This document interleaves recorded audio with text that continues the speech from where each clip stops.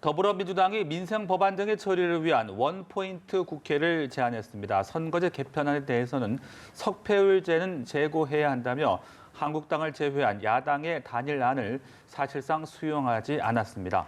예, 보도국 연결합니다. 서영석 기자.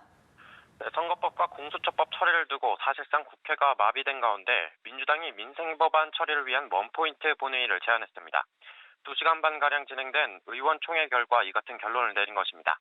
민주당 박찬대 원내대변인은 예산 보수법안과 민생법안 처리가 시급한 만큼 원포인트로라도 국회를 열자고 제안하기로 결론 내렸다고 밝혔습니다.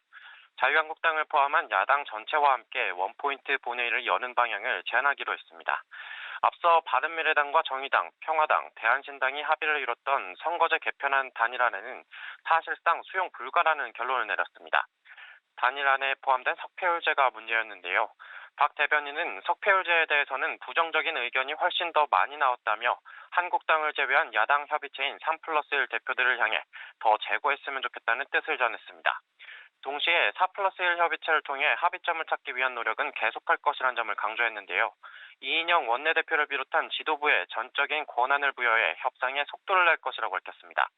오전까지만 해도 빠르면 내일 선거제 합의안이 본회의에 상정될 수 있다는 관측도 나왔지만 사실상 무산됐습니다.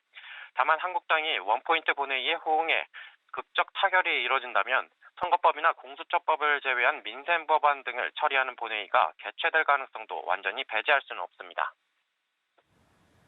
네, 자유한국당은 연동형 비례대표제가 포함된 선거제 개편안에 반대하고 있죠. 사흘째 국회 본관 앞에서 규탄 대회를 열고 있는데 폭력 사태가 있었던 만큼 비판도 계속 나오고 있다고요? 네, 한국당은 오후 2시부터 국회 본관 앞에서 이른바 공수처법, 선거법 날치기 규탄 대회를 열었습니다. 국회 경내에서 규탄 대회를 여는 것은 오늘이 사흘째입니다. 규탄구호를 외친 뒤 어제와 마찬가지로 국회 정문 앞 대로로 나간 황교안 대표는 문희상 국회의장이 아들 공천을 위해 선거법과 공수처법을 날치기 처리하려 한다고 말했습니다. 또 심재철 원내대표는 4+1 협의체를 향해 석패율제나 캡, 인구 비율 등을 동원해 밥그릇 하나라도 뺏어 먹으려는 탐욕의 악의 다툼이라고 맹비난했는데요. 민주당 이인영 원내대표를 향해 선거제도에 관해 맞짱 TV 토론을 하자고 제안했습니다. 민주당은 한국당 집회를 연일 비판하고 있습니다. 이해찬 대표는 한국당 규탄대회로 국회 방문객들도 폭력에 노출됐다며 국가적 망신이라고 말했습니다.